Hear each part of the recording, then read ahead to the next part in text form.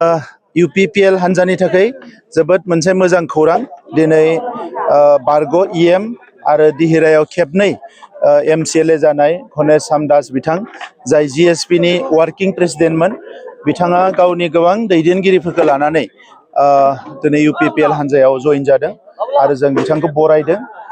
बिथाङा गावनि समष्टिनि माखासे लाइमोन दैदेनगिरि आइजो दैदेनगिरि आरो गुबुन गुबुन दैदेनगिरिफोर लानानै जइन जादों आरो गुबुन गुबुन जायगायावबो GSP नि दैदेनगिरिफ्रा जइन जानो थाखाय इतिमध्य लाहार फाहार खालामदों आरो गुबुन गुबुन दोलोनि माखासे सुबुंफ्रा मेम्बारफ्रा जोंनि दोलोआव फैनो थाखाय इतिमध्य जगाजग खालामगासिनो दङ।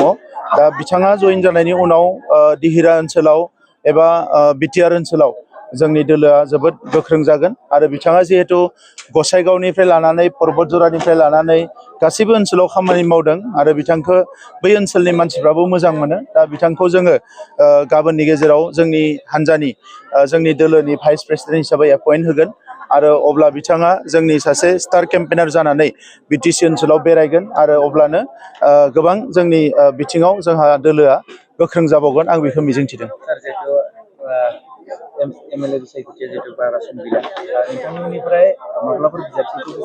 जोङो बिजाथिखौ फोसावगोन मानोना मार्च दाननि गेजेरावसो बिसायख'थिया फोसावजागोन बिसायख'थिनि समा। दा नंखायनो जोंनियाव जथेस्थ' सम दोङो। नैबे साननैसोआव जोङो जोंनि ब्लक कमिटियाव प्राइमारि कमिटियाव आरो 15 गासै समष्टियाव जोंनि मेल मिटिंफ्रा सोलिगासिनो दङ। जों बेखौ मोजाङैनो अर्गेनाइज खालामबाय थादों। बावैसो लाइमोन हान्जानिफ्राय रेलि जालांबाय, बिनि सिगाङाव माखासे रेलि जादों आरो फैगौ 1 अक्ट'आव जोंहा क'क्राझाराव मोनसे रेलि दङ।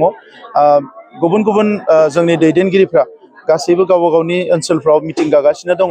दा नंखायनो फुल प्रिपारेसनाव जों दङ आरो मार्च दाननि गेजेराव जोंनि बिसायख'थिनि सम फोसावनायनि सिगांनो जोंनि बिजाथिफोरखौ जों फोसावगोन। बिनि सायाव जोंनि हान्जायाव दाबो जों सिरियासलि डिसकास खालामाखै। बे निउस मिडियायाव माखासे खोथा ओंखारगासिनो दङ। बेखौ लानानै जोंनि हान्जायाव जोङो 28 फेब्रुवारिनि उनाव जों सावरायगोन। हाग्रामा महिलारि डिसप'सल होननानै दायो केम्पेइन खालामगासिनो दङ। बिथांमोना गुबुन गुबुन मुं लानानै बेबायदिनो एखमबा प्रग्रामफोरखौ खालामो। नाथाय नैबे बिसायख'थियाव BPF दोलोनिया बारा मोजां जानाय नङा। मानि थाखाय जों नुयोब्ला बे थांनाय मास मोनब्रैयाव थासारिया जोबोद गाज्रि जादों ओनसोलनि आरो बेखौ लानानै मानसिफ्रा बयबो बुजिदों जे UPPL थानाय मोनब्ला गोजोन थासारि थागौमोन, बयबो हारि माहारिनि गेजेराव अनलायनाया थागौमोन, मोजाङै सोलिगौमोन आरो सरकारावबो बिथांमोना जिबायदि खामानि मावगासिनो दङ बेखौ लानानै रायजो राजाफोरनि गेजेराव गोजोननाय गैया। दा नंखायनो फैबाय थानाय बिसायख'थियाव जोंनि रिजाल्टआ जोबोद मोजां जागोन बेखौ जों बुंनो हायो। मोनसे खोथाखौ जिहेतु BTC आव जाफेरै मोनसे जिथु हिस्टरि जादों दाखालि बावै एसेम्ब्लियाव जे मास मोनब्रैनिल' जि मोनसे बाजेट सेसन जाबाय, दा बेहाय सार बिनि आन्दोआव माबाफोर दङ नामा सार? बिथांमोना इन्टारिम बाजेट बानायदो बेखौ मास मोनब्रैनि थाखाय। दा बेखौ उनाव माबायदि खालामगोन बिथांमोननि खोथा। नाथाय बेवहाय मोनसे आं नुदों सोलोंथाइ बिफाननि EM बिथाङा जोबोद मोनसे नंखाय बेवहाय एन्सार होदों जे बाक्सा आरो तामुलपुराव थांनाय 5 बोसोराव सोलोंथाइ फसंथानफ्राव जेबो अनसुंथाइ होआखै होननानै।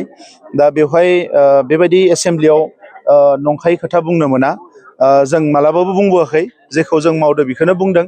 दा नंखायनो राजखान्थिखौ खालामोब्लाबो एटलिस्ट एसेम्ब्लियाव जिखिनि बाथ्रा बुङो, सदनाव जिखिनि बाथ्रा बुङो, दा बिथाङा सासे MLAबो, दा बे हिसाबै बिथाङा मिथिगौ। दा ओंखायनो बे भुल तथ्यखौ एबा नंखाय बाथ्राखौ बेयाव बुंनो नाङा।